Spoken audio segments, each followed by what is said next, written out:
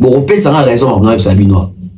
Ouer ne fait pas recours à des pliques. Ouer a fait recours à la voix des Fali. Cette même voix des Fali qui avait sauvé Ouer en 2008, l'époque Yama Asikato Bazora des pliques, c'est la même voix que Ouer avait réutilisée aujourd'hui pour Adidas Arena.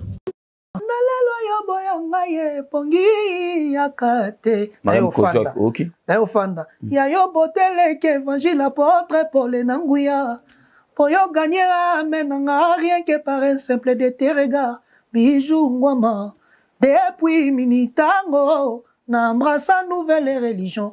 Na como, ya Pierrot le blaye. Bébé qui goma, ah café, chene, chimanga. Bon qui n'a piqué. Réaction est osée à des pliques. Bon, moi, depuis comme ça, émission dans 2-3 jours à rapport le baquet. Asa ouvert na wera, wera za papa nae, yimoro qui est à la wera. En tout cas, nous sommes sur les rois de la forêt. En tout cas, nous regardons tout solo là. Pardon pour nous qui ça idée nanga et comment boyi baté. Donc le quoi ça ouais ça manque à respecter.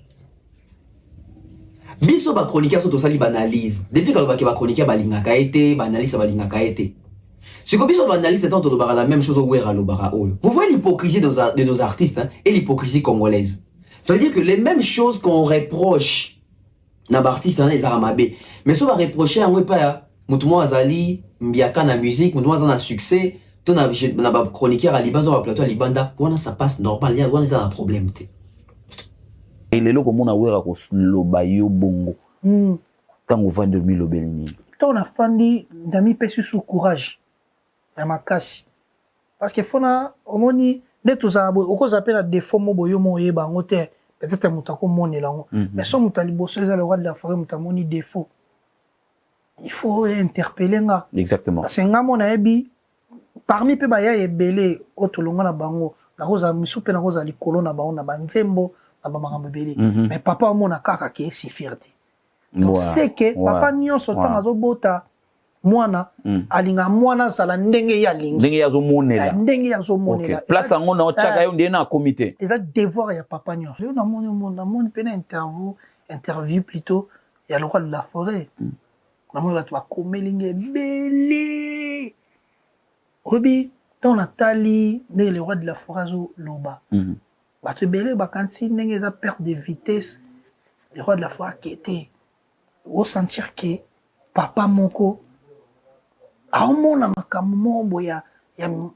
minene pas fils nae maintenant ne kokisami te en tout cas nous regardons tout solo là pardon pour na kokisa idée nanga et comment boyi baté.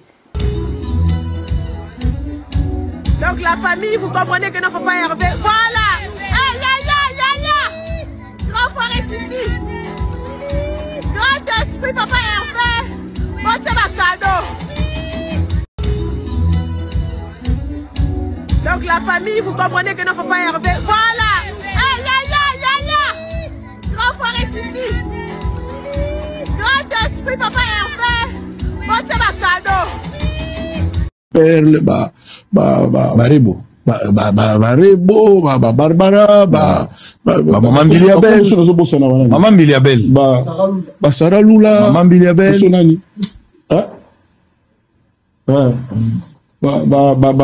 Tatiana La Cruz, Maman Biliabel. Nani? Tatiana La Cruz, do tout la bomba beta. Maman Biliabel, tout la bomba beta. La Cruz ozo bandela Biliabel dozo.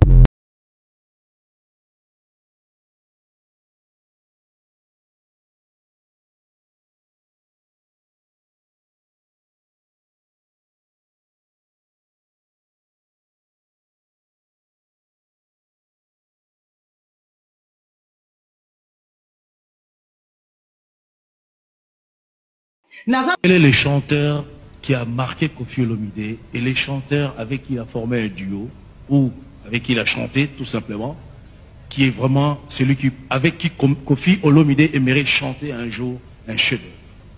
La chanteuse qui m'a... Le chanteur qui m'a marqué est une chanteuse au Congo, elle s'appelle Biliabel. J'ai été bouleversé, j'étais KO la première fois que j'ai entendu, je crois que c'est Essuyo Wapi, la première chose qu'il a fait avec Seigneur Oshiro. J'étais vraiment étonné et elle possède la technique de chant d'une façon étonnante. J'ai tendance à être fan de Biliabel la chanteuse Mbilia Ben. Donc je le dis, ça tombe mal un peu la question, tu as dit chanteur, moi c'est une chanteuse. Voilà. Sony, ngana kena nga susi na ko beta. Aka saka na ko beta te. Na ko beta. Pe na zungi. Ah ouais. Ça dit babiloko wana ya kokosela mutu kaka main noire ye wana te. Batika mona bato tranquille, a sali succès na ye, a travailler makasi, a travailler correction des répétités. Ah oui, c'est facile. C'est pas facile. Mais bano to ko bimisa. C'est facile, c'est blague. Il faut travailler. Il faut travailler. Donc kaka kombo mutu moko to tika na biloko wana ya. Bongisa mikanda na yo, kokisa mikanda na yo, kende ko déposer ango, bako boya te. So kokisi mikanda do boya pourquoi? Ah ouais. Batika biloko wana donc mutu wana nazata na temps na été, je n'ai pas le temps. Ngana za l'école ya fiesta. Je moko boye pe je poussa na. Je poussa niti. Il faut que boma moto tango bozana no boye. Ngana je poussa mais na tumulaka batu te. Yango nazo linga bato batumulaka batu bazala na ba dépasser frontière te. Bazala na coin na bango pour toi na tina na bango te. Toke na bango pa imoko te. Très bien. Ouais, parce que pema otozo pema eza nzambe eza bango te. Loputa monene,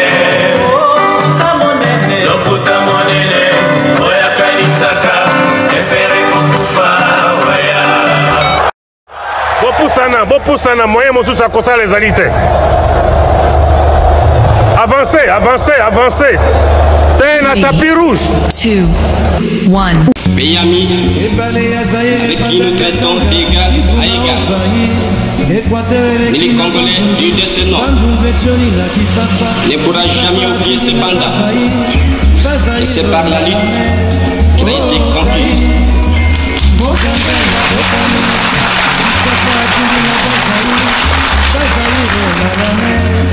De lutter tous les jours.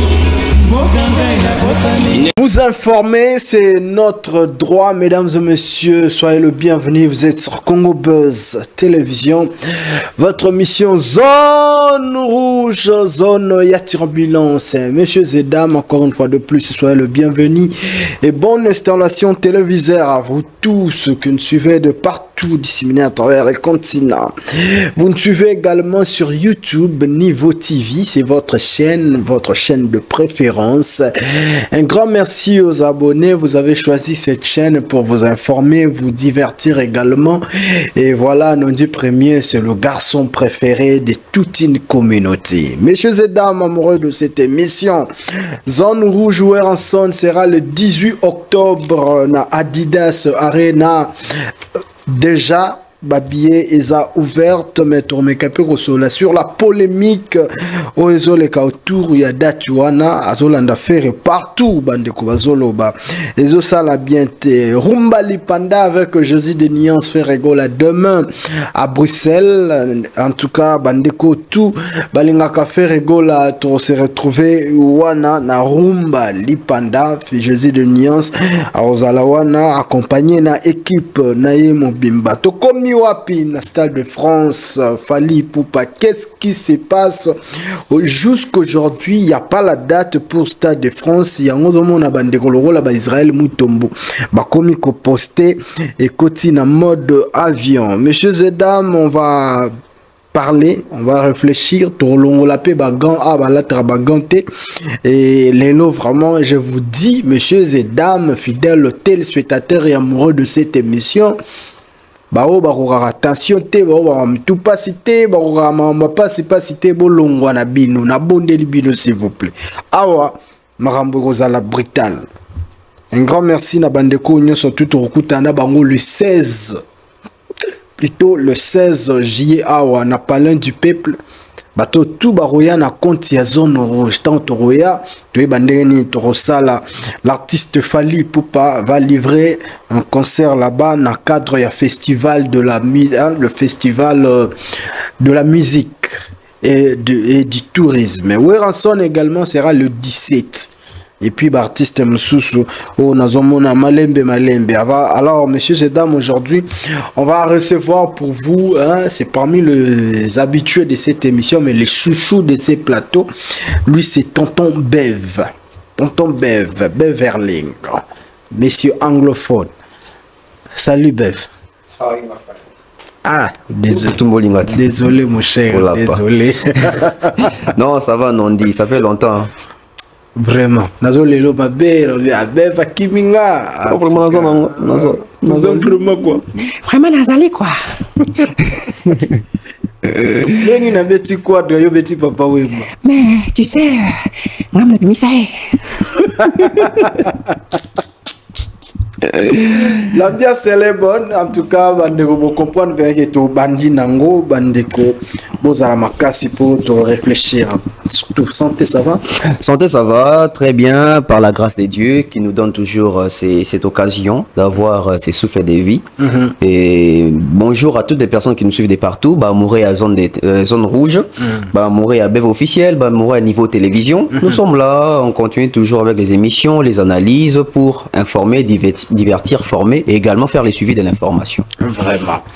Tala kaka. Na sepela tangolo bara ke boyana apport moro boye oyo ezala raté na presse. Cela veut dire dit tout haut et loko o ba eni na biso banda ko lobate. Et toute vérité o banda ko bomba la biso lelo ba musicien ba mo sala effort ba ko sa lisusu vraiment mingi te bien même que c'est très difficile pour les artistes musiciens congolais. Mais quand même mais ba kima ba TV hein. Tu vas comment ba on banga ba interview. Vraiment banga la vérité comment que c'est distribué hein en désordre. Boende zalaka mais félicitations quand même pour na merci Makambo Boussala Bev le loto mais qu'un peu réfléchir solo là mais tout en enlevant le gant. C'est trop sportif ah to lingarama nana antibal na longoli na antibal na longoli longoli na antibal pour bunda bien to bandana nan nzambe nanga ba actualité zebele awa tonton Bev mais batunde batouché nga mwa mingi ezali bandeko ya actu du net. OK na bandana bango s'il vous plaît. Autrefois bandeko bazalaki beta fali babiloko mais lelo ba changer ka bazongeli ko kumisa fali ba yesi ko beta faire babiloko mais ce qui m'a plus touché eza par rapport à comparaison ba osala ya héritier Watanabe na Ferregola balobi techniquement héritier chante mieux que Ferregola. Donc, au lieu de faire grand chanteur, tout ça, il faut battre un héritier na place à faire rigolo. Alors, Tom et Kempero solo là, est-ce que Oza David na bango? Si oui, est-ce que Rosa n'a pas preuve que héritier et bigo imba qui fait rigolo? Sinon, mais Kempero raisonner les colonnes. Merci pour la question, Nondi. C'est une question très intéressante. Merci. Fali héritier. Et plutôt Ferré héritier. Ferré, c'est... Ici, je parle de notre génération. Ferré, c'est vraiment... c'est un super chanteur de notre génération. Quand je dis notre génération, je parle pas de la génération musicale, je parle de notre génération en termes d'âge, en termes de mouvement musical. Ouais. Ferré, c'est... S'il faut citer... Parmi les 3 ou les 4, Ferré peut se retrouver parmi les 2 premiers, soit les premiers, soit les deuxièmes. S'il faut parler héritier Watanabe, c'est un excellent chanteur. Lui aussi, dans notre génération, s'il faut parler de lui, j'ose croire qu'il va occuper les 3 premières places. Seulement, si les 2, ça dépend, il y a ma capacité à Moutouna Moutou. L'avantage sur cette question est que faire hasard avantagé. Ok. Faire hasard avantagé, pourquoi? En quelque sorte, hein, ce faut tout que bateau banda construit une génération nouvelle dans 1998 en termes de jeunes. On va citer Bendo Son, on va citer Pompom Miyake, on va citer Ferré, on va citer Lacoste. Ça c'est vrai. Ça veut dire que depuis Ferré Banda Royemba, dans 98, l'album il y a intervention rapide. Tilelo, il bénéficie d'une réputation excellent chanteur. Bon, grand débat chaka chanteur. Naba niveau nyos. Mutuale kana TVT pour le baké Ferré, ayebi Koyemba te. Na bato balingara Ferré te, bayebi ke Ferré, il chante bien.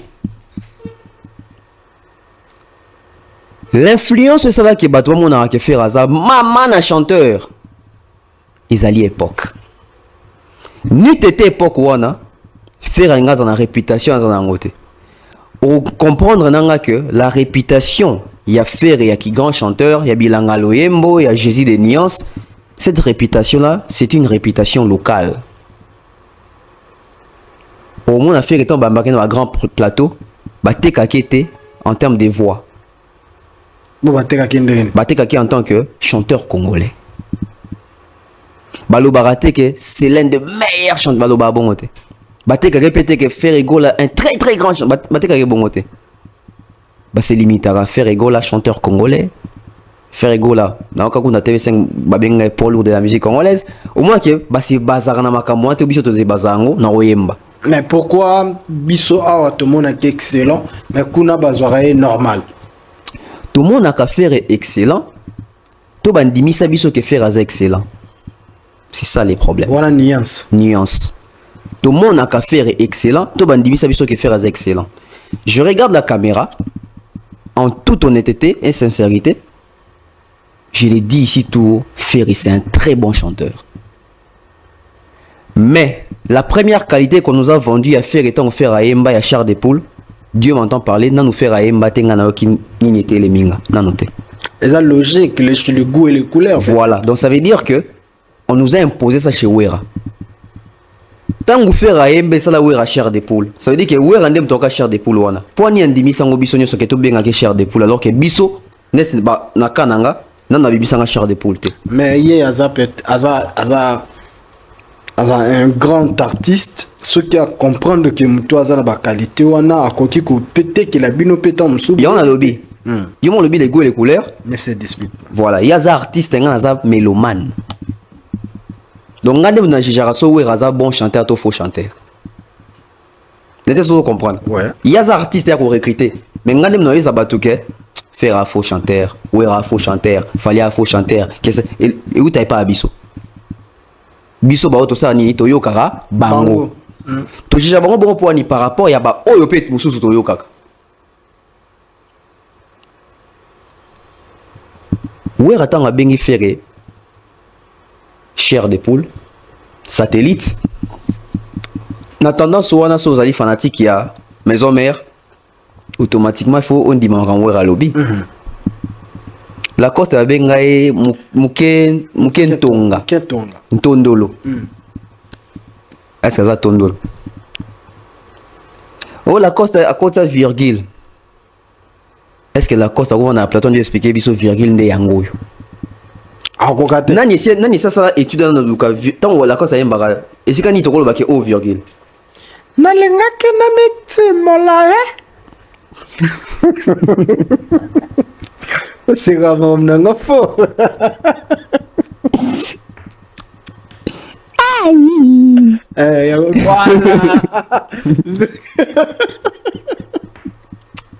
Congo.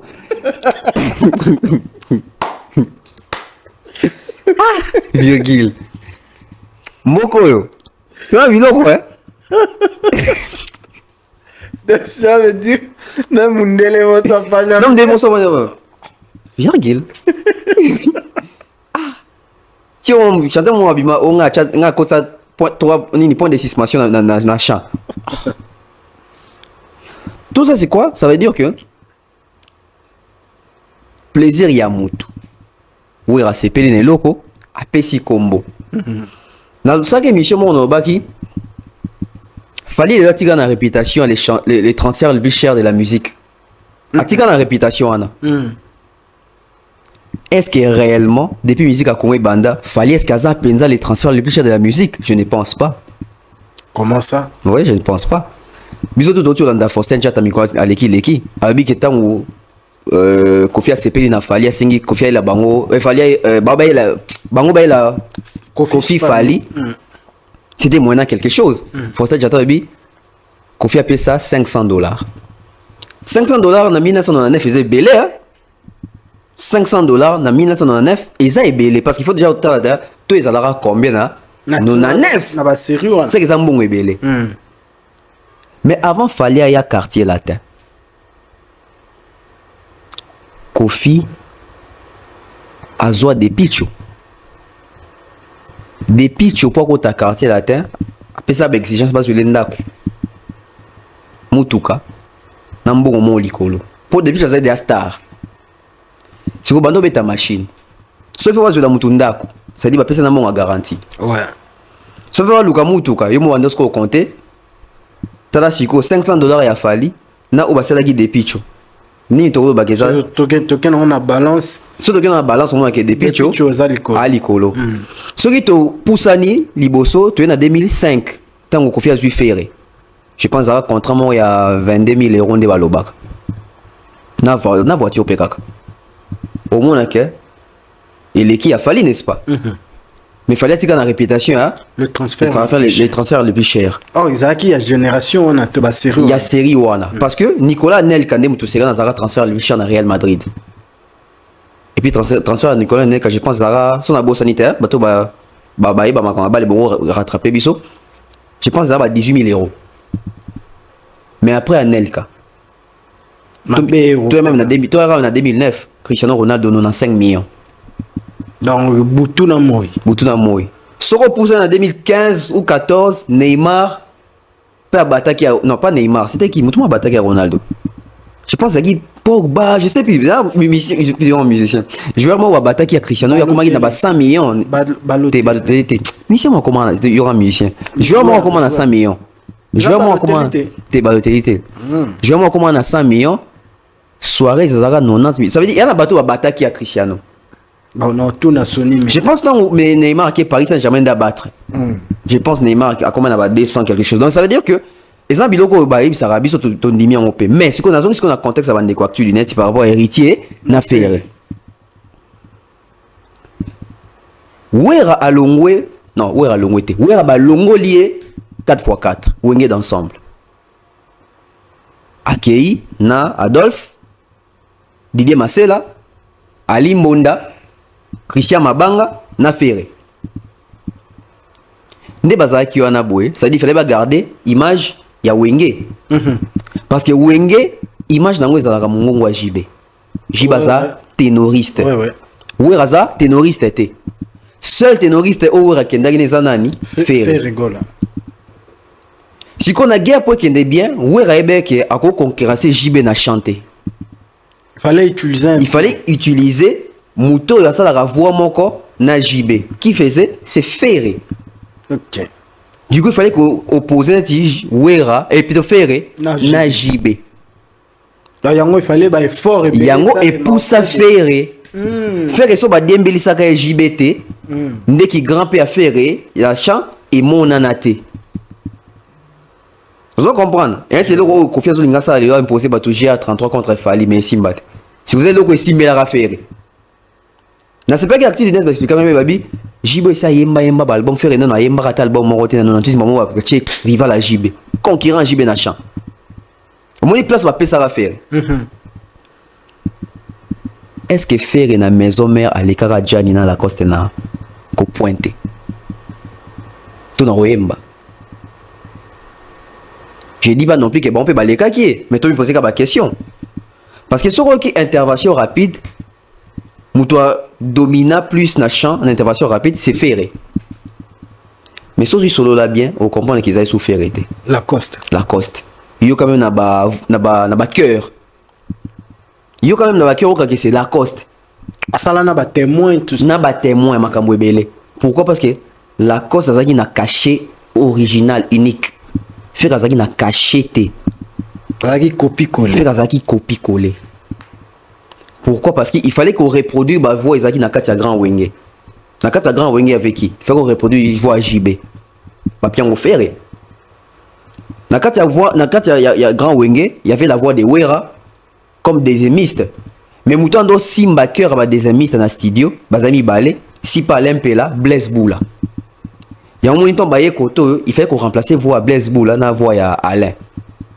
Par remplacer la voix Nani? Babindombe. JDT. Na Mabiala. Voya Manda chante. To Emelia, fait qu'on remplace on a Gianni. Lucas qu'on a grand Wenge n'a rien à voir Lacoste. Lacoste a une démarcation. Tant qu'on va ça à la queue le. Non pas la queue le. Qui bouille sans pimpa. Adolphe Alongwe. Lacoste Alandi. Adolphe. L'album Wana. La majorité va voko va chakuna. Et va voko à Lacoste. Pour bander chako travailler album Wana. Et album ya Kibouy sans pipa dans ba archive au monde dans notre travail album c'était Héritier Lacoste na chanteur. Lacoste était maté atika bilo rebelle bazo bilo on ba pesa a Jan yo ka ba voko mususu et bima na wera occupé donc ça net vocal il y a oh mon dieu na me to quand pas Jani to quand pas nani Lacoste. Ouais. Il paraît-il que même ils ont rappé, il y a Lacoste. À revendiquer qui ont. Voilà. Si quoi ça dit que Ferré, na minute wana, il y a bénéficié de la confiance, il y a Ouera parce que petit, il y a Ouera. Ouera outi nae, na 4x4. Alors que Lacoste na Gianni, Adolphe ne moutoya na bango d'après l'histoire. Ouais. Et si Liwana Toyo comme un album à la queue le album ya groupe faire chat des chansons vita imana musu na bossa un titre nan j'ai des tâches à école babindo macha maman mabé effet placebo les ara Emelia je pense école les aïna miracle te école les aïna katia nini mais non pas école examen école les aïna miracle ma bembo voilà non mais est-ce que ça nini ouais a comme qu'on remarqué que Ferré non c'est ma comme Coco là ma compé ko yba ma kambolar faire comme ouais comme na protéger sikanani héritier ouais a senté que Ferré va partir ce qui fait qu'il faut quoi assumer relève par exemple nani héritier Watanabe tango ba na la kelele Nesika même yemo ouais comprendre que Ferré c'est un bon mais héritier c'est un autre niveau. Fait ouais Rabenga Ferré satellite Abenga chair de poule. Mais ouais Rabenga héritier maître supérieur. Mais c'est là. Au lobby héritier Ferré ba pour ça qui est.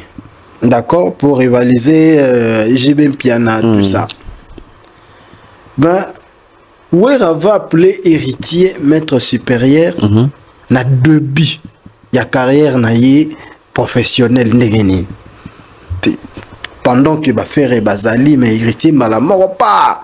C'est héritier puis ba pousser capable rivaliser toi ça déjà. En fait, héritier ba pousser était pour rivaliser na Ferré. C'est Ferré qui est venu se faire rivaliser avec héritier. Ah mais ndeni. Album ezo salama.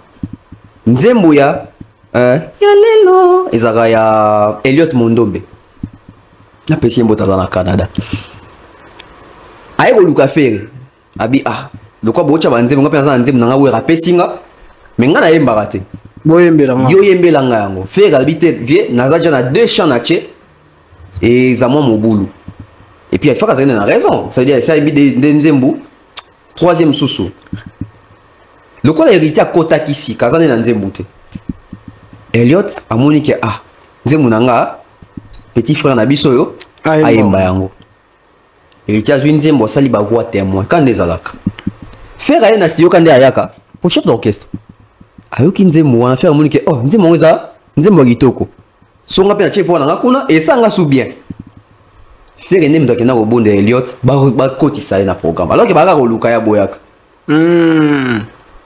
tango kinzembo nde héritier embeli faire monique so petit un binzembo mobimba et foule makasi ko dimi so ça veut dire que naza na nzembo na naza pe koto pe ba kiswa nanga faire ene muto s'invita ye moko na kati nzembo wana mais il avait bien joué sa carte parce que Tilelo nzembo wana pe teka ba mibale mais teka plus héritier pourquoi parce que ba yoka déjà faire mingi c'était la première fois to yoka héritier et na wenge maison mère na dénigré ba musicien bazaki na époque wana te mais héritier mais magelo mo ya sika azoyemba okotana ba mot français C'est des salaires distinction même face à Ferré. Et dans Nzembo wana ba on ba ténoriste en même temps ba on sentir que héritier me doit pointer ma casse. Et tout le monde a même na est-ce que ça a une stratégie en Nzembo te que héritier? La stratégie dans Nzembo ni ba pesi bino Nzembo yem. Mais ba on surtout ba ko pointer te. Ferré te bi ka pointer rat. Ouais. Est-ce que dans Nzembo wana ba ne ba pexer éviter à pointer te? Pourquoi y'a des mi otikanga baimoko mawa orapelaka ngai omwana nanga nasalaki souvent je laisse kasaye yande la place qui boyo sososi José boyo sososi José Mori boyo sososi José Morala boyo sososi José Morala. Pourquoi y'a des mi otikanga baimoko mawa orapelaka ngai omwana nanga nasalaki souvent je laisse kasaye yande la place qui boyo sososi José boyo sososi José Mori boyo sososi José Morala boyo sososi José Morala. Non, bah ça même ba concert public. Oh, et faire un doc ko embaté, azo cracher dans ba micro etc. Concert les arts na toile, les gens n'en parlaient pas. Alors ko rolonga bilo honnête. Bilo on est ça dans studio puis c'est comme souvent moi que voix faire et Kauki. Concert les arts na toile là. Le babé tango kara. Babé tango kara. Cela veut dire quoi? Héritier yana il au moins ya sika. Héritier n'est le roi Sika, faire épée, aya qui peut n'avoir makambu nae. Mais ça il faut toujours la logique à comparer bango. Tout ça appareil mesure raté na nebi kole koyemba, kole kamususu. Mais c'est parce qu'il faut voir les travails de chacun dans quatre groupes. Ferré na maison mère je pense à ça 6 ans ou 5 ans. Héritier 17 ans. Héritier mbi mingi na maison mère qui Ferré. Héritier qui va voko mingi na maison mère qui Ferré. Héritier c'est banzembu ebela maison mère qui Ferré. Pourquoi? Par rapport au péatan. Si quoi tu recherches zani, et sa technicité vocale. Il y a un des siko eko esasko base la technique vocale ne moment la héritier na Ferré. Bien sûr que va benga Ferré Jésus de nuance, bien sûr ouais en son a benga héritier maître supérieur techniquement na vocal. En termes de vocal, voix. Non, technicité vocale pour être franc, c'est héritier Watanabe. Faire la voix, faire la corde vocale, mais faire la technique, faire la technicien na chant. Faire la technicien. Si on découvrir le technicien en chant, yoka banze na bango, yoka même ba cœur. Yoka ba mission ba kota na ba cœur pour ba même couleur. Au moins que faire la makambo na été parce qu'il n'a pas la technique des il y a une couleur même dans le cœur. Bah, technicien, on peut par exemple un Kester. Maman est technicien. Héritier, technicien. Fali, technicien. Bah, technicien, c'est un mingi dans la musique à Congo. Technique vocale, c'est un mingi. Oui. Bah, tu as ma casse na corde vocale. Bazali. C'est-à-dire, ma casse ma corde vocale, c'est ma miel de son. C'est un Gianni. Tant que tu as un banane. Ils ont Lacoste, ils ont Ferré, c'est-à-dire qu'il y a une corde vocale solide. Mais la technique, il y a yembeli. Héritier, na côté technique vocale, on gagnera Ferré. Donc cela veut dire au PC Bactu du net raison. En une partie, oui. En une partie. Oui. Bon, ndambo c'est gap. Ndambo ils ont regardé batouabo et ragnon saute. Voilà, on va rester tellement à faire rigolo là pour. Soit l'équipe Malamoko, Arbeta lobby, Azobeta na Belgique, na moni badeko bakeke, bandeko bakei, faire Azobeta Rumba Lipanda, ici na Belgique. Au moins on est. Déjà c'est une bonne chose. 65 ans après, toujours indépendance. et total secteur hein? Politique, économique, culturel. À part peut-être des missions politiques, au moins dans le côté musique, faire azul les canissi, il y a Royemba et l'Omozo coïncider na fête ya lipanda. Ça c'est une idée louable. Nga siko esengo nango ezalaka. Faire atika biso na posa moko nga souci nango ezalaka wana ba 2000, je pense dans 2010 si je me trompe pas, ba 2010 ou 9. Souci nango ezalaka faire comme ça concept ya soirée lipanda festival. Tout le monde ont chaque année. Les choses se rappellent dans cette soirée lipanda. À Betara Banzembo Boé, à Sali à revisiter le répertoire et la musique qui a Congo et puis à chuter na Emorofé. Même si au concert on a pas un concert remarquable esprit à battre. Soirée lipanda. Très bien fait. Très bien fait, très bien réalisé. Un super projet. Il fallait à pérenniser en gros. Et comprenez que chaque année, tant on fait chaque année indépendant, et plutôt chaque année à 30 juin, tu as un concept d'abus à faire et rater à soirée lipanda. Pourquoi changer même Banzembo? Banzembo c'est belé, pourquoi il m'a battu belé? C'est-à-dire que soirée lipanda 2010, ça invite sous 10 artistes. Soirée lipanda, on a mis sous 10 artistes. Ça veut dire qu'on continuera bongo. En ajoutant aussi la sauce y a Yemoro Ferrego là. Je dirais peut-être ça va faire peut-être 15 ans après. Ndé kozonga sous na obeta concept mo ya boé ya tout ezali abengango rumba lipanda. Aujourd'hui, nous devons comprendre que la rumba a évolué parce que tout comme même inscrit dans le patrimoine immatériel bongo. Les concepts est bon. Les concepts est bien. Seulement faire, il doit bien faire ça maintenant. Il doit bien faire ça. Sur ça, on bien on suggérer une affaire. Pour amon aramutu pasi mingi te makabanga meka festival. Kaka concept wa lipanda o ekolata combo festival. Molimo ya festival. A représente même combo festival lipanda. Pour ça kana connotation à combo na été que festigola gola. A représente festival lipanda. C'est-à-dire que chaque année, tu veux que tu coudes dans un faire na festival lipanda pour revisiter le répertoire et la musique qui a comment en termes de rumba. Et surtout, le cas où tu as soirée lipanda, il faut être avec honnêteté et sincérité. Nani na sélection Banzembo. La sélection à Banzembo. Jamais au Olingate. À Olingate, il y a moins ils ont imaginé qu'un frère Rigola chanter les chansons, par exemple le titre de Fanny. Ma bezapi.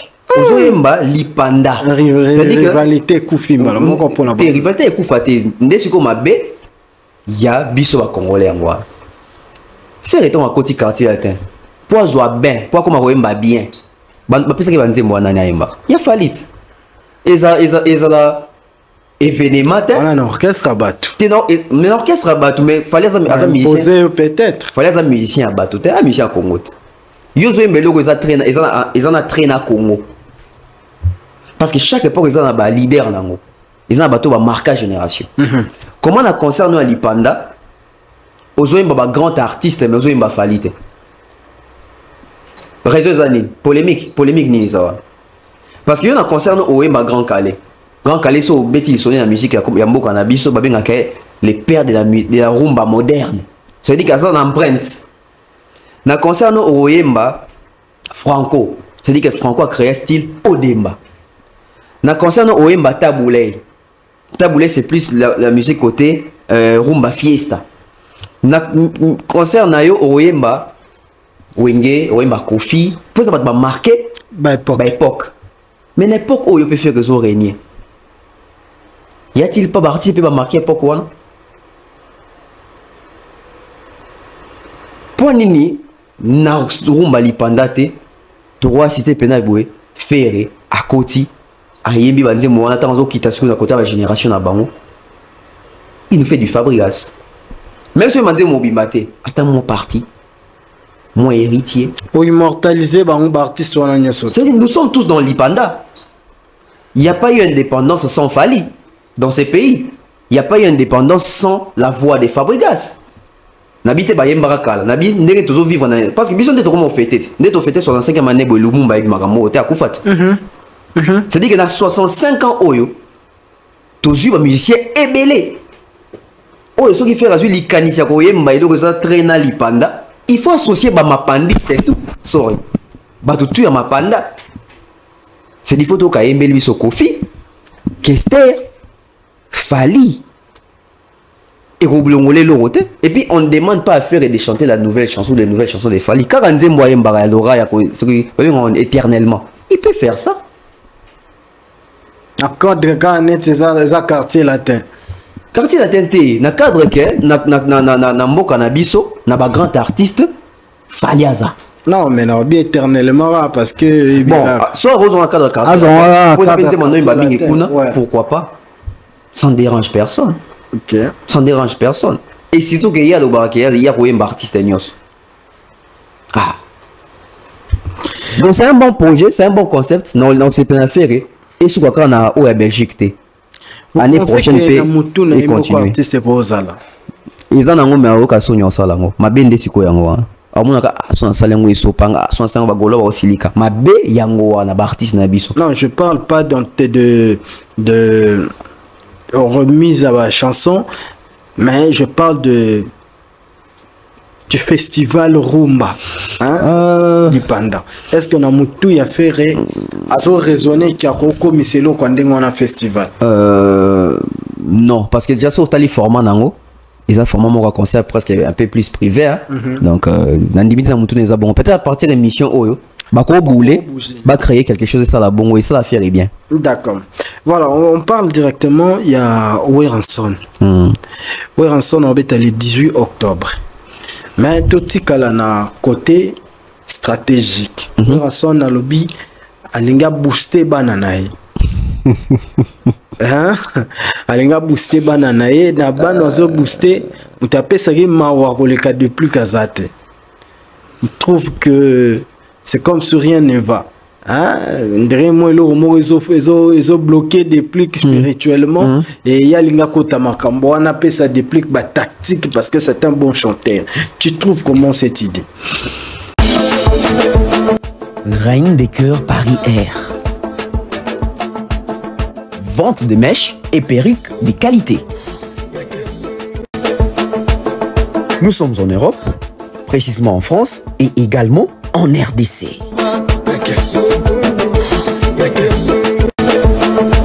Commande, livraison et expédition en main propre et DHL. Reine de cœur Air, vente de mèches, 10 pouces 35 €, 18 pouces 85 €, 20 pouces 95 €, 22 pouces 120 €, 24 pouces 130 €, 26 pouces 140 €, 28 pouces 150 €, 30 pouces 180 €. Closure 18 pouces 4x4 HD 80 €.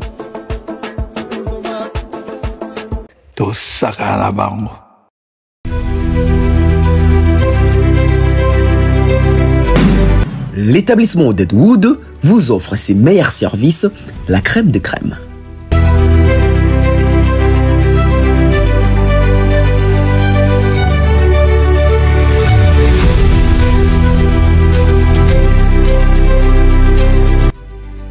La spécialisation dans les domaines du bois, voici nos services.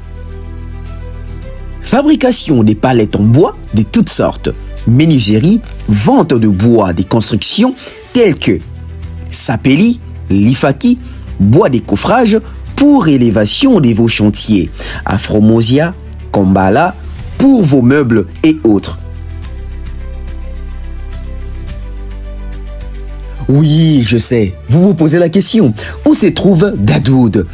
L'adresse, nous sommes basés à Kinshasa sur la route poids lourd, référence à Mikongo sur l'avenue des entrepôts numéro 6250/18, la commune délimitée Kingabois.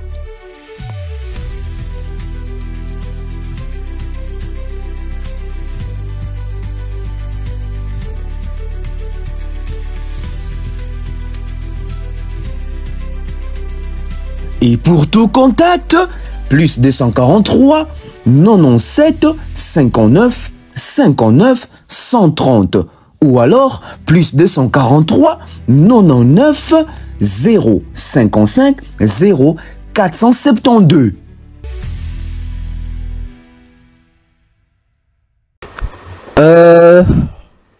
De la forêt. La zamba. Ouais. Et en fait, on a plaisir dans les Alara. De la forêt, à Zonga Pena Obeta va concert.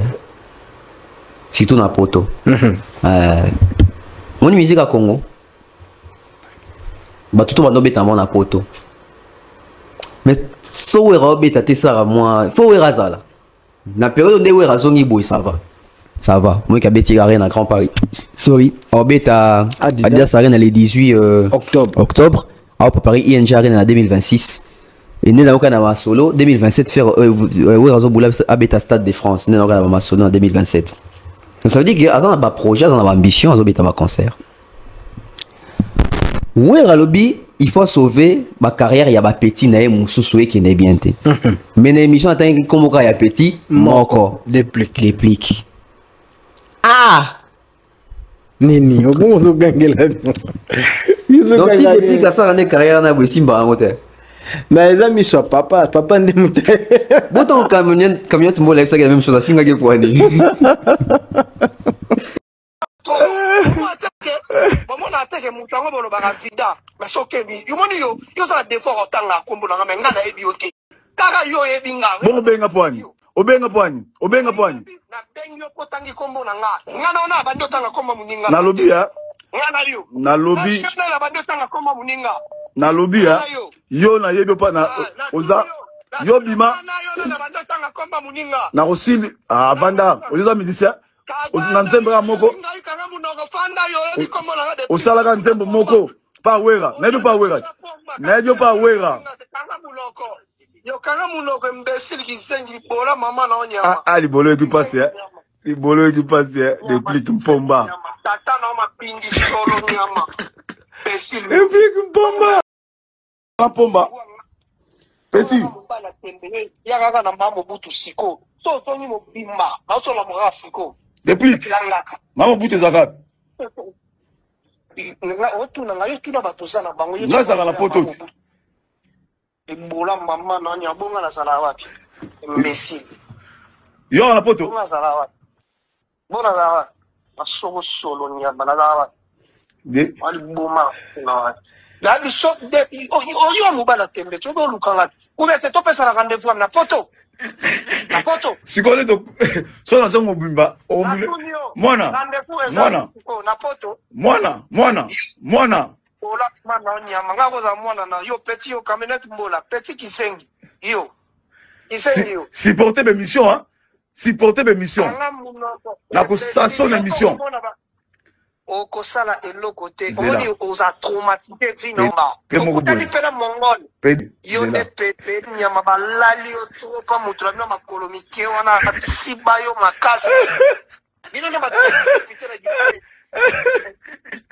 petit Nani afanya na na mwasi ndio alabu na lani ya mwasi ya solo na lani na mwasi na tana uto dobe na uto dobe o doba rappel ngana ko ngana ko doba te Fabrice doba yote bala ko na Fabrice na ba yebi sayo obi na combien de bana 7 bana na siba ga mambe bon la mise en Fabrice a siba ko ndengeni déplique na Fabrice a siba yote Kisengi ya pamba Fabrice za siba nga Fabrice za mubali na pena mubali yondo na taka sultani po la scène yo wana ba règle makambo ebele kitaka wana tango na te pa peso condition yo ko la tambati tanga la tambati donc camionnette a raison camionnette donc conseil comme occupé oui que la nzela to bimisa comme camionnette comment tu ça déplique carré réseau simba va finir la camionnette maman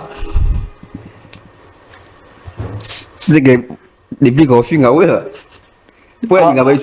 à répondre à ta bouquette.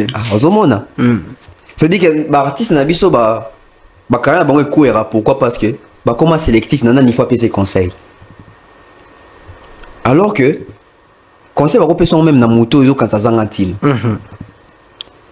Mais conseil on peut repérer ça nini parce que camionnette ayaki ndenge nini on a des biscots ils ont raison à dépliquer tant ya au moins ni une vie à élite ya makama ndenge muto à élite ils ont makambuya ils ont même constat oui ou non c'est le même constat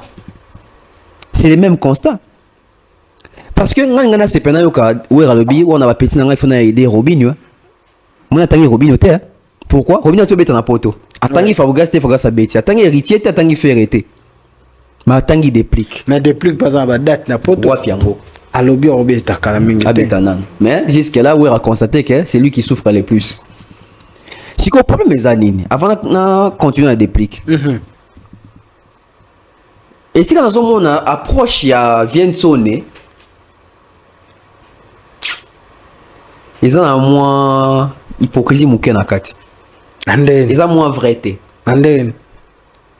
est-ce que carrière attendait kenda bien point ni baluki était Café Room Merlin Bouton Café Room Azap qui mène à Londres Café Room Merlin Bouton Cappuccino Les Bogards et Beau à long terme Cappuccino Bobenga était quand même Miel des sons Bango Weramoni Bango Ezo Simba te mais azaki pekta msuwe rason azaki na imwa ayebara ki des plus ndinga bimi boy oyebi que depuis kazalaki le rôle depuis kazalaki le rôle à la star na époque wana azalaki lokola te depuis kazalaki la star ya maison mère na époque ya Mayasika voilà bon, la star ya maison mère parce que wera otala ngabana na ngama ramuni surtout ekendaka mais la star wana ou depuis kazalaki aujourd'hui peut se retrouver na se à Fabregas il se retrouve na se à Robinho ya depuis kazalaki sa Robinho comme il y avait des concerts na poto il y a ça l'opéra qui est une sold out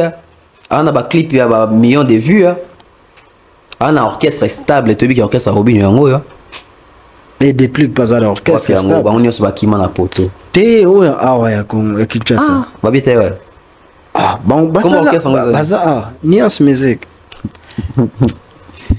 Niance Music bon nga tu la de la sous non bon te nga bien constater quand on a constaté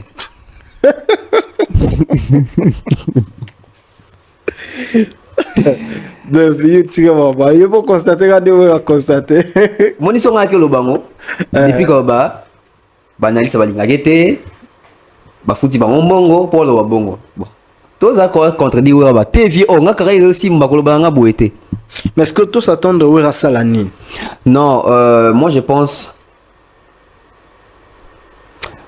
oui on aime tacher depuis na bayrer bon and pour ba ça il faut ba bimisa na image à Fali oui cacher ba PC qui Fali wana ndé bomi carrière na ebo parce qu'on peut pas avoir deux Fali et surtout qu'il fallait un succès ozomona et si qu'il beba yango wana pourquoi parce que ça a caché oui des fois ya wera yango wana alinga kopesa ba chanteur ba timbre ya bateau ba exista déjà est-ce que ça te pour na guna yé peut-être kasi yango izo bomba bango au lieu to na bateau bazo na originalité mais toi na bateau o ba déjà entendu tant vous faire à longo et puis combien de faire et tout le monde na maison mais et belé ba kojake ba arnaqué ba ata wa comme pas faire et moronani autant pas Dolph ouais et pas il m'a droit faire Ferrari obi combien ba kino sa test kuna na voie à Lacoste tango ibolote longo ba lukaka mission wa zana voie ibolote bona bosa ko ne bando bingo soki mikungu soki zana ko momo alors oui malwa mais héritier tango longo ba luki izipa ando maloko héritier ba izipa ba lukwa basele kuna lukaka bateau ba voie c'est il faut avoir les onga non ils ont rendre bah mauvais service mais passer peut-être des drapeaux na ba interprétation ba ntembo ba quand même un répertoire en fait souci à ouais les amis vrai souci à ouais ebi qu'il faut beta Adidas Arena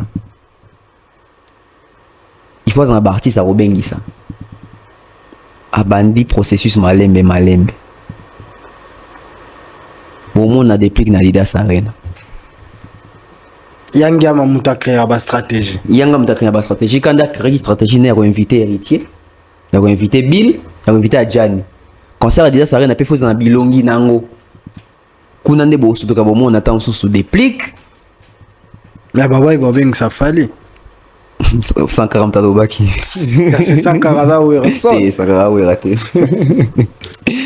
Donc image wa pesa ya fali wana nde wera skwazo kama nde nini fali ezo simba mais muto yemba kwa fali simba te ozomona parce que la réalité na maison mère Fabregas alekara déplique na succès te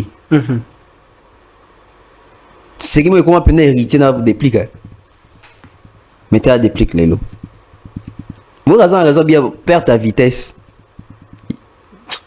ou carrément na habité so ki wera souci nezali déplique à saint tout kaluji azonga maison mère ah bev oh ma beza wapi te ba responsabilité comme nango belé belé et c'est le temps de tout quand je pense à ba responsabilité vous rompez la longue combien de fois zonga combien de fois ba modogo bazonga est-ce que c'est exemple à suivre oui poinité ah exemple à suivre ndeni yo so kei déjà oui mais so esimbito ozongi fali ko tondo ba kei so fali aloba aba mokola mona kei simba suta ozonga. D'accord, on va continuer rapidement. On va parler. Il y a un moment où tout qui chantage pas ton quartier, tu vas que c'est simba tes poisons. Tu veux te rendre solo au Stade de France. Stade de France en gros. Ce qui pèse à péter. Hein? Ce qui pèse à péter. Vous boulot banabisora maman au Stade de France c'est ça tête tonton Bev. Hein? Ah. Il mboko ya munene. Mais tout le monde a fallu. Le quoi fallu, il y a des gens qui sont là. Il y a des gens qui sont producteurs,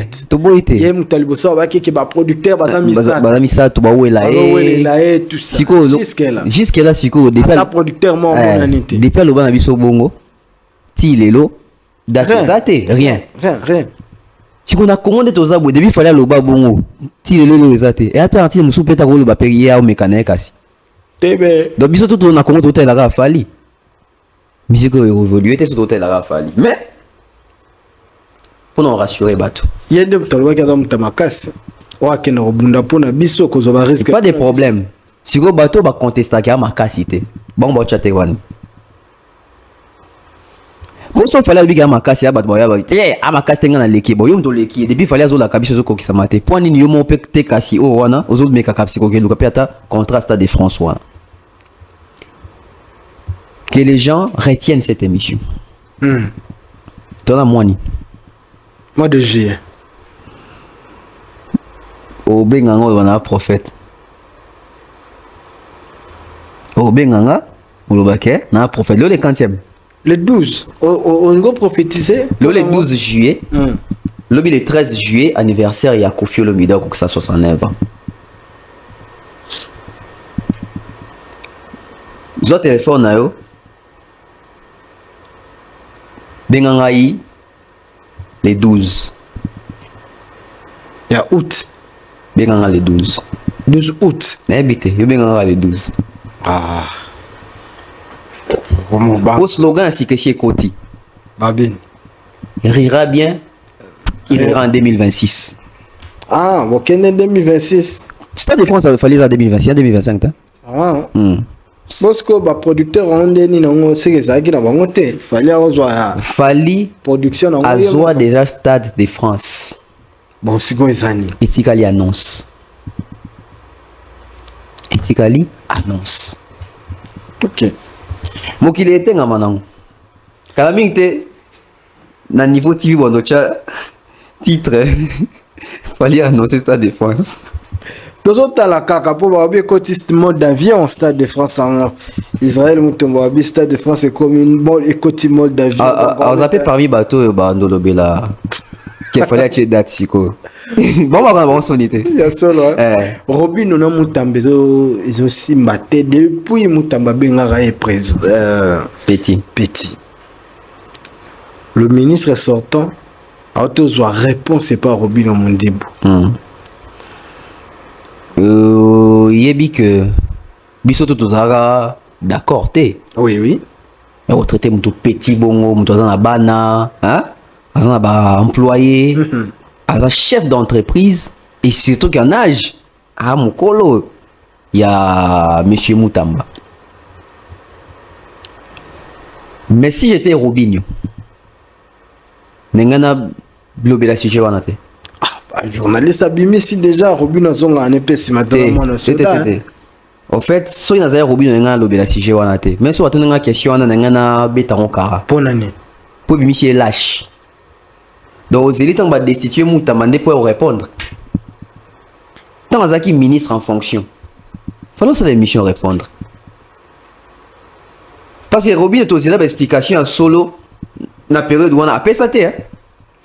Tant que Moutou sur na makasité, ndo Robima non. C'est ça rendez on a bando ba prison ba serro wana. Ah, ndo banga prison. Ah mais. Siko admettons siko ndenge ya ndo banga prison, alobionka le lopo ndo banga prison.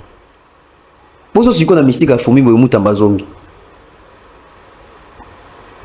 Soit zongi c'est explicable. Ah qui répondre regarde. Donc c'était pas important Robinho à l'éca bien que chokaka surtout condamnant déjà ils avaient aussi les kaki.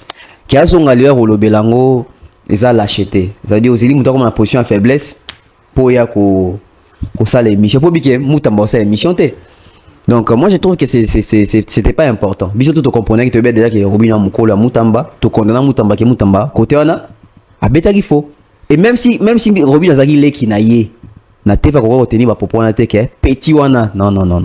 Ça ne se fait pas surtout dans un endroit artisanal Robinho qui y a quand même un nom dans la musique à Congo. Ok, d'accord. Robinho on peut se soigner à toi. À son soin il y en a Fabregas. Ah, on est ici là. Mais on est là Nzembo.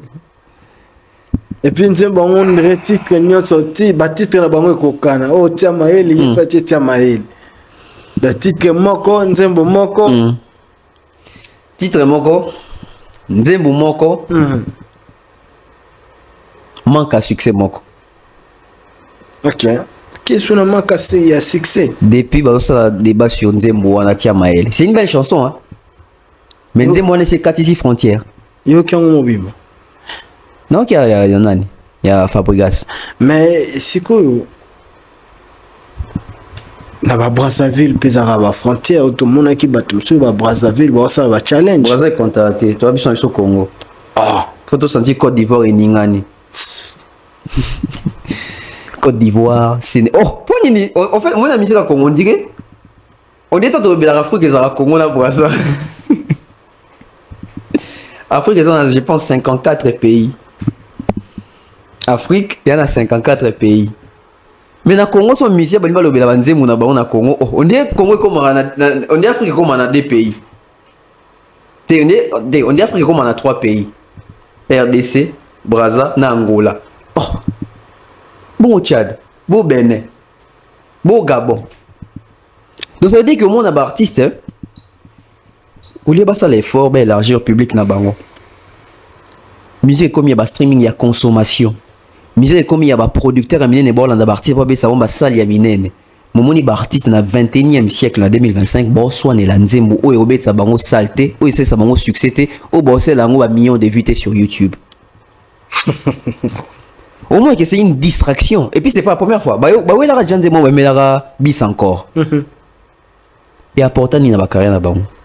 Est-ce que ton batanga tant autant à répertoire à Fabregas? Est-ce que tout temps à Nzembo na bis encore? Tant total carrière Robinho te beta na poto. Est-ce que beta ki bis encore na podium? Fabregas a beta na casino de Paris. Est-ce que beta ki Nzembo wana? Ba beta ki ngote? C'est des débats polémiques créés, forcés. Je ne sais pas c'est quoi les vrais problèmes. Koto Nzembo Chomi, Koto Nzembo ya Mesaliboum Mbolongo. Tina nango ezanini. C'est-à-dire que bazo avancer te bazo tourner en rond. Côté au monde à Fabregas, nyonso asala atambola kana trophée na zora na frima. Robinho pe côté na photo na plaque ya sold out. Est-ce que la musique peut seulement se limiter na makambuana? Non dit. L'autre normalisa que fallait ndem te fa bundana ba Davido na ba Wizkid. Normalement ça fallait normalement il faut que Fabregas ne va bundana ba bona boy. Par rapport à la génération. Bah moko. Robinho Lelo je pense à ça à 38 ans ou 39. Bouna boy je pense à ça à 37, 36. Ça veut dire bah on va battre la génération. Mais on est comme un problème industrie. Quelle industrie? Fallait mettre la musique dans l'industrie. Fallait mettre la musique dans l'industrie. Innocent bien mettre la musique dans l'industrie. On dit qu'on a une industrie moro Congo 2.0, on a une industrie moro foufou de même badi. Non. Robinho et Fabregas doivent nous présenter aujourd'hui des vrais plans d'action. Il y a ma carrière na bango. Tout comme en 2025, ils ont envisagé Nîmes. Vous pensez que ça t'est? Ah, papa. Donc, oh, ils ont la Nzembo. Et puis, Nzembo, ils ont ni à Fabregas, ils ont ni Nzembo ya Robinho. Nzembo Chomi à Kinango et Nzembo Innocent, Soki Mbolonga à Kinango. Mais à quand est-ce que Nzembo Nabino Moko? Ça devient. N'habité, hein? Musique Nabiso, na li réseau Kendele Oyo. On est relève, on te relève, tout que le remplace mon sous-sous. Comment relève, hein? Tout que le remplace mon sous parce que. Où est la Nzembo? Où est la Nzembo? Et puis Nzembo, où est là? Exactement parce que où est la Nzembo, Bokomi. C'est-à-dire, Bosombi. Bino Bokomaraté. Robin Abazo Mawande Mutakufa Mtatekele Nzembo Ana Banini. Parce que na toile biso tout de moni sur les réseaux sociaux, bateli boso ba Nzembo les Robin. Ouais. Tout le monde yango. Tout n'y était à tout ça semblant te ah muteli boso tout le monde yaki ba Nzembo wana ezali groupe chiffre 9 Robin Mundi. Donc Fabregas ba yibi Nzembo ya bato. Mais seulement ce que tu sens deni. Babi mi savons une so, ba tcha on a terrain, tout a néré et mi mabango na nérobé et pesa Quel est le meilleur gagne? Ah. Quel est le meilleur gagne son deni. Ya Nzembo moko. Kasi ça de Mosco oyo is beta makasi wana nde to binge meilleur. Totalement. Ça c'est Tonton Bev, mesdames et messieurs, nous sommes en train de continuer. On va suivre la vidéo, notre rubrique vidéo. Je vous avais promis qu'on va refaire les choses comme en état initial. Hein? Malé betozong sangona nous. Bestel, mon ami, fais-moi suivre cette vidéo pour faire plaisir à Yannick ni à Rombox. Sud-africain à Jolie Ilunga Fondation Étiquée. Et puis na président Kiaya, président de tous les warriors de l'Angola, Top 5 Toko, celle agence où ils ont la crédibilité à Malunga pour na kocha bilo on a vu na Fred Koyana Ngodo Kolongo Angola tiko comme ça on a Kinshasa awa tout ça dans les bons. Donc je disais que président Moussa Kiaya, le président de tous les warriors de l'Angola, Tuzana toujours Wana et Makambo et ça bien. Alors on va faire également plaisir à Sony Médard Gaël. Bestel, fais-moi suivre la vidéo comme ça Toto Bevata la personne à ça au commentaire sur cette vidéo. Ouais. Donc, amour illusoire. Pourquoi amour illusoire? C'est l'amour illusoire, l'amour avec quand je dors, j'ai un amoureux dans mes rêves. J'ai un amoureux dans mes rêves, mais un jour je vais le rencontrer. Zone rouge, zone à turbulence et Tolongo Lissou, Tonton Bev Baga, Abeta Bilo Rondenga Lengue. Tonton Bev, les boss Tango Coucou, les boss Tango Coucou, la Katia Luanda, Tango Coucou, Azo Somba Lelo ba immeuble. Ok. Dans Azo Zoba, Sominda Kunayo à Matisiango. Ok. Immeuble, Tango Coucou. Le propriétaire il y a Kimba agence Kimbacom. Tinda Bambongo Marambwana Nyosotu Izana pa ya boss Tango Kuku. Mama si délégué de Mamanganga pesa boss Tango Kuku Mbote. Yebisa tout ça dans le bon top 5 toko. Top 5 toko. Pona kozwa biloko na bino elongwa Kinshasa elongwa Angola pe ya Kinshasa to elongwa Kinshasa ya Angola. En tout cas agence wana ya top 5 nde yango wana ezali bato ngai nondi premier na recommander bino biloko ya très bien. Tonton Bev, t'as les vidéos. On réagir comment? Bon, je pense qu'il y a même une analyse kala sur ça. Ngala kutela ngoka boye na réseaux sociaux na bina zwango na chango. Wana, to raisonner sur yango. Nos artistes doivent évoluer. L'évolution, ce n'est pas qu'en âge. L'évolution, c'est aussi en termes de connaissances et d'apprentissage.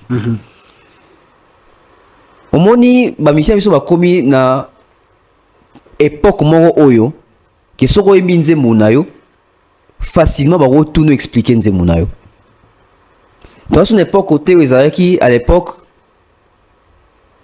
oyembi vita imana mami lela yambi yo kaka o expliquer ndeni o baki o rason atambola na 600 et s'il était to comme na époque mo boke ba musicien na biso ba komi ko yamba mamena ba plateau à libanda c'est na ba plateau libanda to bo kende bosa effort que ba nzembo bozo yemba ba lobi te o expliquer nzembo no mobimba l'idée générale ou bien qu'à résumer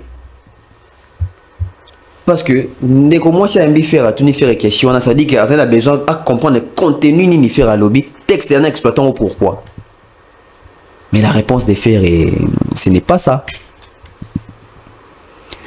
Vous comprenez que Ferré a du mal à expliquer les chansons qu'il chante. Pourquoi? Parce que ce sont des chansons qui n'écrit pas. Des chansons achetées. Des chansons achetées. Mais atabate que l'onzembro lukape oye bape kakati. Ça c'est on a zolo bat. Barti est-ce qu'il faut vraiment un niveau que atabate que l'onzembro. Oh comprendre la chanson pour mieux expliquer la chanson parce que nzembo est sous de mieux en studio. Nzembo comme on a la place où il faut betali solo nzembo wana. Natalaka Fali na interview basalaka je pense na poto. Batuni a expliqué nzembo ya. OK akobomanga bomanga lelo chérie. C'est dans les sonné science-fiction. Tu sens que l'artiste maîtrise nzembo yemba qui explique en français. C'est-à-dire on doit atteindre un niveau mo bo mo que na suka musicien ya Congo te. Ya koyemba kaka kokokorote mais na comme na niveau mo beso na yembi nzembo nanga so traverser so batuni ngana expliquer on faut doit comprendre que nzembo eza yanga. OK. Parce que science fiction ko zapen nzembo batekela ki fali. Mais tant expliquer moi bon muto éviter qu'il fallait somba que oh fallait maîtrise ces chansons hein. Parce que même temps batekela temps sombi et comme yayo. Et comme c'est-à-dire que aux exploiter sujet oyo oyebi voilà sujet oyebi ozo maîtriser. Yango monara faire na banzem loko ba vita imana ezanze moko boye o comprendre le sens nango te pourquoi parce que azwa ka nzembo tant so apesa ki to batekela ki parce que na kata nzembo vita imana c'est expliquant en mingi faire azoma par exemple abi likamba ko bondela na kokakate basio basota ka ba miranda ko nondi est-ce que basota ka mira lopangu to yandako ya lopango siko miranda ko nini oyo mwasi wana bando embanda ko sauter yango tu sens l'incohérence et continue hein basio yo basota ka ba miranda na kokakate mibali oyo babimaka tongo bazonga kapokwa na kokakate comment yo zali mwasi ya libala to zali na mobali na mais mobali no bimi na tongo azongi na poko c'est-à-dire outi musala yo kokaka ngote c'est-à-dire aux bonne pour les mariages te. Bon bah papa ozake alongwe ndako 6h ake musala ici atam sur 21h tina bambuta zonga razongi ndako 22h yesko moi sozo bake bibali marathon azonga pour de yo lingi mobali no za chômeur c'est-à-dire que nzembo vita imana ba encourager bibali baza ba chômeur yo atam sur les autres chômage matin. Pourquoi? Parce qu'il y a l'incohérence dans la chanson. Toujours dans la chanson à Mberbi chérie na salaki maso oya banga abini na salaki nyonso po bonga mais moi si yango malgré na sala nyonso azana mibali ebele na suka nzembo kaka ye mo fere na nzembo ba isusu balakisi ye wera sone po azali na mbongo mingi chéri alingi na ye esenga mais kaka yo moto ozo bake moi si aza infidèle kaka yo moko komi susu ke moi si on balakisi ye mituka na bambongo maboyi ko céder alingi kaka yo mais finalement oyembi nini? Il y a l'incohérence dans la chanson. Papa bakoluka yo et pas nani bana wenge mais ça bazara musique bon bana connaît pas nani na bagolo na bana wenge kasi ba comprendre non nzembo yo na temps yo découvrir babilo ba tu basala depuis kala o découvrir mais parce que c'est important aux on na bandi parce que bandi ezo yemba bandi mo ezasuna na sens te bandi ko ozanga mituna makolo etc. na zone lokana nzembo vita imana pour pouvoir comprendre que il y a des incohérences dans mais c'est une belle chanson to yemba mais tant to yemba ngo to se rendre compte que oh ndeni faire a lobi boy mais a se contredire ndeni a lobi boy mais a se contredire dans nanze mona bunda na malobane mo finalement ba yembela nani finalement elobela nini.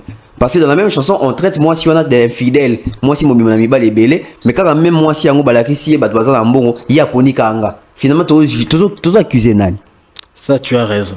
Faire des fois l'ongwana attitude azara nango ya banzembo ba vita imana, a comprendre que toi en 2025, banzembo bazo pesae et en français, Même si va expliquer nous sauter, mais au moins une idée. Même si quelque chose qui va expliquer était, il y a temps, il y a recherche, il y a compréhension à Banzemoune. C'est très important pour nos artistes.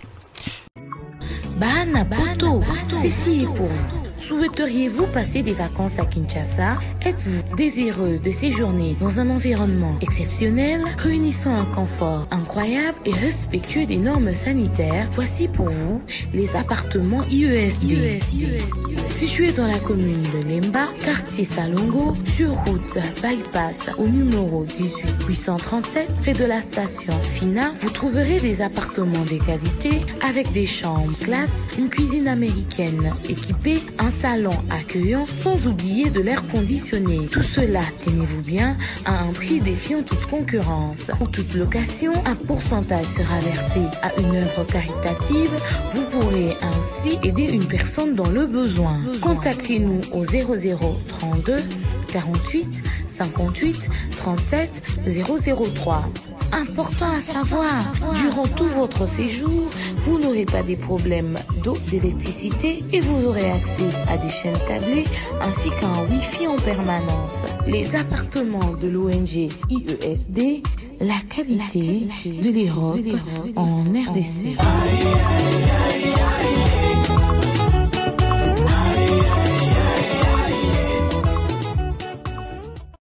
De nos jours, l'hygiène intime est une priorité. Voilà pourquoi Maliane vous propose des produits d'hygiène intime à base des plantes naturelles testés et approuvés dans les plus grands laboratoires dans le monde. Maliane vous propose des thés de fertilité pour hommes et pour femmes, du thé pour bain à vapeur after accouchement pour soulager les maux de dos, gel intime pour hommes et pour femmes, produits pour les règles douloureuses, fibrome, endométriose, polykystie, myome, resserrement du muscle du vagin, trompe bouchée et j'en passe. Vous avez également des produits qui vous aident dans tout autre type de soucis gynécologiques que vous pouvez avoir. Ceinture abdominale, vous avez les protège-slip, les bandes hygiéniques et tous ces produits sont disponibles sur notre site www.maliane.com. Passez vos commandes à travers notre numéro affiché directement à partir de notre site et vous serez livré partout dans le monde. Maliane, pour une hygiène intime parfaite. Merci beaucoup, tonton Bev. Je crois que Eko, on a un peu un dernier sujet. Oui, que et ça tous attendait ça qui sont zalaka. OK. Kofi Olomide au beta roi Bordeaux 2026. Ouais, bien on. Maybe. Na yokaki. Oyokaki. Maintenant pe yakaka. Pour Bolandi Kofi Olomide tina hippodrome. C'est comme main noire. Na roi Bordeaux aux Alapega. En tout cas, aussi longtemps, vraie cause, il y a annulation à Kofi Banaraté. C'est que main noire irlandais sous na roi Bordeaux. Parce que main noire il y a Kofi Olomide ali cause où il c'est la concert. Aussi longtemps pour décanter situation à cause où on te cause à quel concert bétamaté, c'est qu'il y a des main noires qui accompagner partout. Et aussi Kofi n'a annoncé, non peut-être que non était, mais et le bami n'a mis non rebatubelé que Kofi a quoi annoncé stade il y a roi Bordeaux pour la 2026. Alors que nanga na yo na bisone sotoza boye te bi que fali a robeta stade à roi Bordeaux P. Ce n'est pas une façon à vieux à annoncer bino roi Bordeaux. Tant robeta ngote, le quoi a dit qu'il fallait robeta kuna, ba attribution sous fallait moins son abétité, fallait ne muto à salibo. Et tout ça. Ce n'est pas peut-être ça. Ce n'est pas peut-être ça. Non dinga que dans ça l'investigation à Congo, papa finganga tant que nanga hippodrome. Yo lingaka viete batindi yo tout ça okosi concerne Rosala. Toi les 40e lelo. Les 12 hein. Concerne Zalaka. Na loba qui est zalaté. Et puis na défenseur na pas ça même ba raison ni via européen ça pour à expliquer ce que concerne les zalaté. Car ma comme na loba car ma comme via lobby. Mais ça rabino qui to comme la via concert via Royal Baké Moni baton baké sous bafundi. La même chose qu'il a fait dans cette vidéo de 4 minutes. Où en sommes-nous? Il n'y a pas de concert. Il n'y a pas de concert. Ah, tonton Bev. Même si nous avons une bande d'émission, nous devons avoir attention.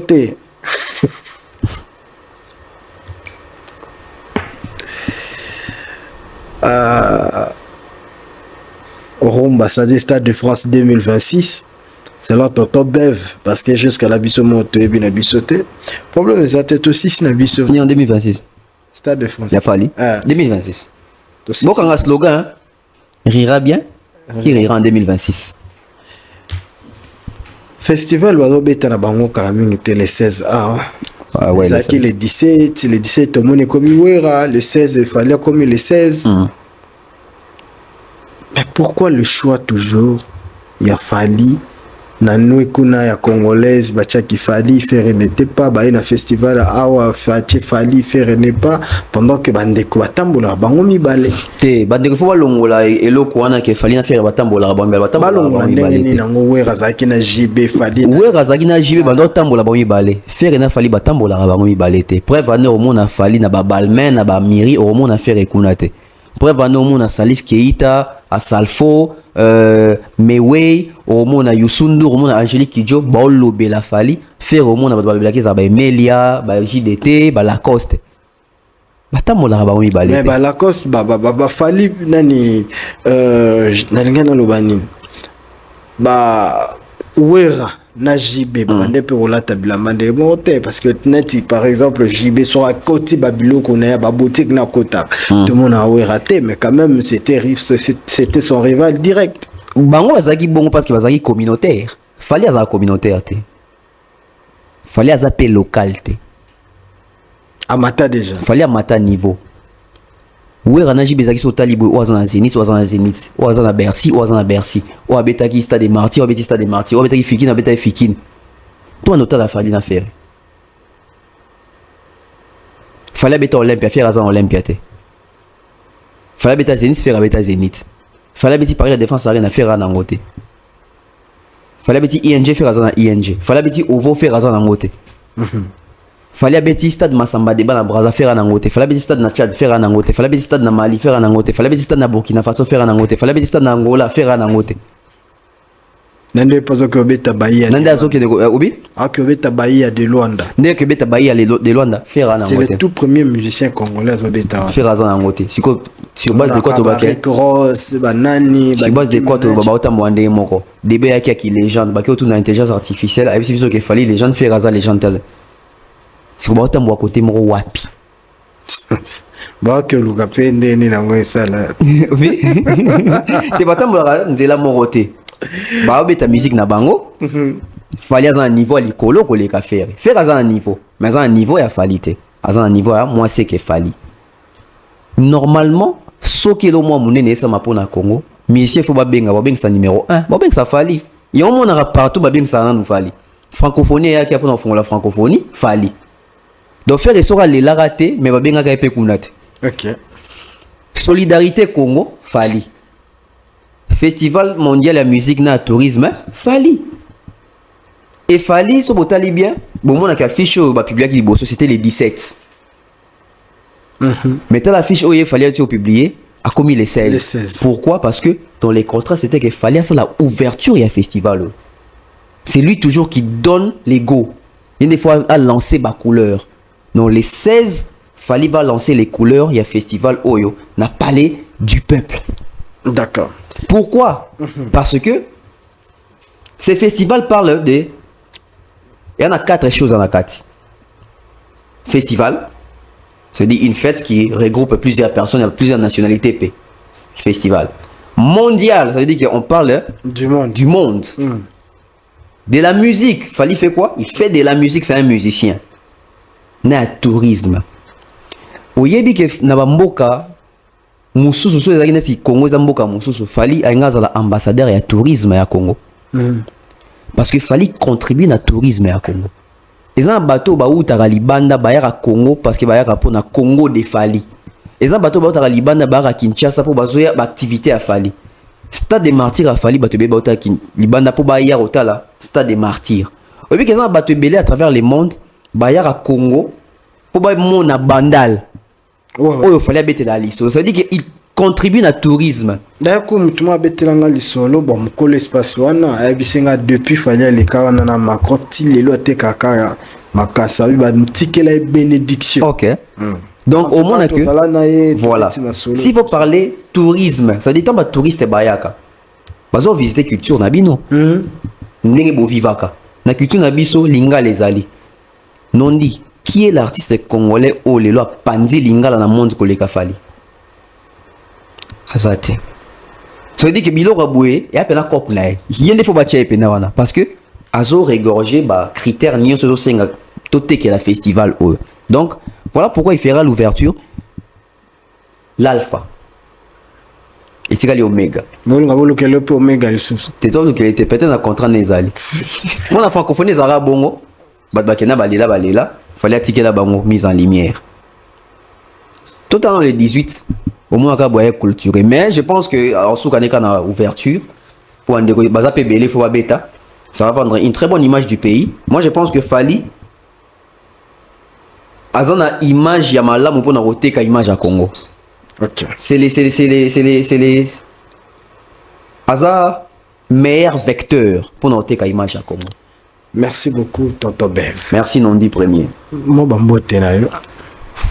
Vite fait, salutations spéciales à monsieur Jean-Flavien Kaniki, maman Sandra Guito Kaniki, tous les enfants à la maison, Team Brasco, Team Heineken, maman Malia, notre sponsor majeur, papa Caviar, monsieur Guy Bompongo Kombe. Je salue comme ça maman Charlie Bozio de la fondation UESD. Big salutations au bébé noir, hein, bébé noir, salutations à toi. Salutations également à l'honorable prince Toukouzou, ça fait longtemps, hein? Kelly Charoston général, la Pessimbote na fiston coloqué, la Pessimbote na DMC directeur Badiata, la Pessimbote na Fergani la merveille, la Pessimbote na Ejikitenge, la Pessimbote na Nzolo Cyprien gagné à Bangavama Botama, la Pessimbote na oncle Blaise Nselema, oncle Chico Moncheni. Joyeux anniversaire à Isako Mathias Kenzi, 12 juillet, et puis birthday to you, et n'anticipé. Joyeux anniversaire à Kofi Olomide qui fête demain ses 69 ans d'âge le 13 juillet. Merci beaucoup, mesdames et messieurs. J'ose croire que vous avez aimé cette émission. Pour comprendre, Nazomi la bakisi. Nazomi la vraiment bakisi à ma casse. Ils ont dérangé. Mais toujours forcé car pour tous à la wana pour Nabino. Merci na Christian de le basket, mon ami.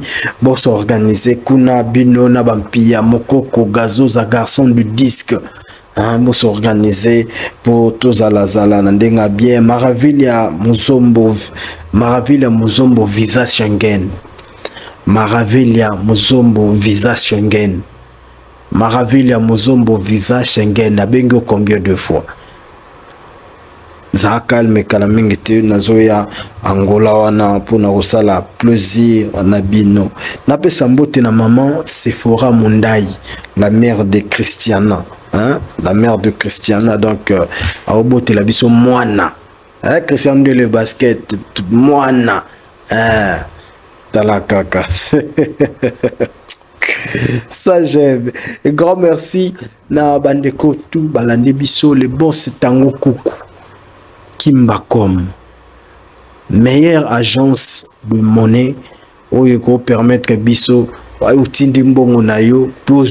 n'importe quel montant Kimbacom, le boss Tango Kuku. Merci de le guide comme ça sangopa ya boss Tango Kuku ebisa e kalamingi tao tozoya Angola pona kozala kosepela ensemble na bango. Je vais dire un grand merci également na Platanzanza Plaka da Banda. Platanzanza Plaka da Banda olia bambisi ya Gaillard bapesha Gaillard Ozwango côté msoute ba restaurer fungwami na nguya mike me Plaka da Banda des références. Et merci beaucoup na Sony Médard Gaël mon ami. Sony Médard Gaël yoza yoyibika Sony Médard Gaël malgré nazo bongama na beto na play pona royo kelope maratrote. Sony Médard Gaël Massananga Grâce Njenje Yoyebi et puis Guy Basket des continents, grand frère Guy Basket des continents na Robo Sanayote, Fabrice Ngelo, la clé de la ville, le PDG Fabrice Ngelo Yoyebi Kaka, Yannick Kini à Rombox, Yannick Kini à Rombox, le millionnaire sud-africain Yannick Kini à Rombox. En tout cas, na évité quoi, il détient le flambeau, hein, Simba Yango Boye, Yannick Kinia. Jolie Ilunga Fondation Étiquée. Fondation Étiquée, le partenaire no Jolie Ilunga. Napesio Bambote, je vais pas oublier Blaise Sissa Mabele Pété. Hein, Naka komwana, naka Jibabwaka. Batu Babwaka mingi Blaise Sissa Mabele Pété. Yolo Nakaka. Folo Naka Mabele Mabele Zango Pété. Yolo Nana Yoro Etikali Italio. Blaise Sissa. Blaise Sissa Mabele Pété. Mabele Pété. Be Valoni hein. Be Valoni Yolo Nakaka. Yolo Nakaka o Etikali Itayote.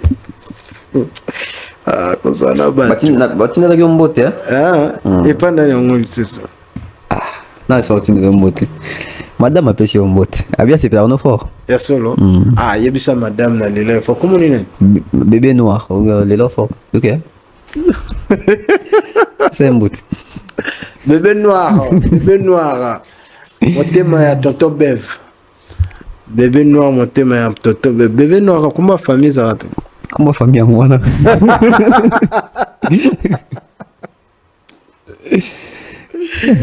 Voilà la CPL bébé noir te recoute ensemble. Ndeni de mer. Tokos Kari. Aza bien. Ouais, aza bien. Nyangi. Mbote na yo. Nyangi. De mer. Nyangi abi naza mukuse. Naza mukuse. Ima Nicolas Kolia. Kolia. Ache va talent tonne. Ah, de mer à Koli. Tira Kimi na poto. Dabe Panzani. Bah surprise à Dabe Zarabongo. Voilà, on va finir. Nabosani nani. Nabosani mutute. Odilo Mampouya boutique exemple à suivre. Grand frère Odilo Mampouya Nabosani ote. Ya Alain Bomolo. Yo ebikaka grand frère. Ya Alain Bomolo. Pesambote na Tom Sofolo Vwandu. Végile Makaya, le célèbre Guilain Boblé, petit frère, il y a Bosco Boblé, hein, famille Boblé, tout ça toujours dans le bon bandeko. Bobo sanate que le 2 août, fallait arrober en Angola, na Bocacité, il y a Paolo Toudil ou les sénateurs. Donc, bandeko, tout bosomba déjà babillé et ça en ligne. Fallait arrober Sabino, Wana. Donc, voilà. Tout si na biso vient en Serge Tata Kiboko, l'autre toujours dans les bons. Tati Kibino derrière la caméra, c'était mon frère et ami, mon petit Bestel. On est dans les bons. Ciao, ciao. Restez connectés sur Congo Buzz Télévision.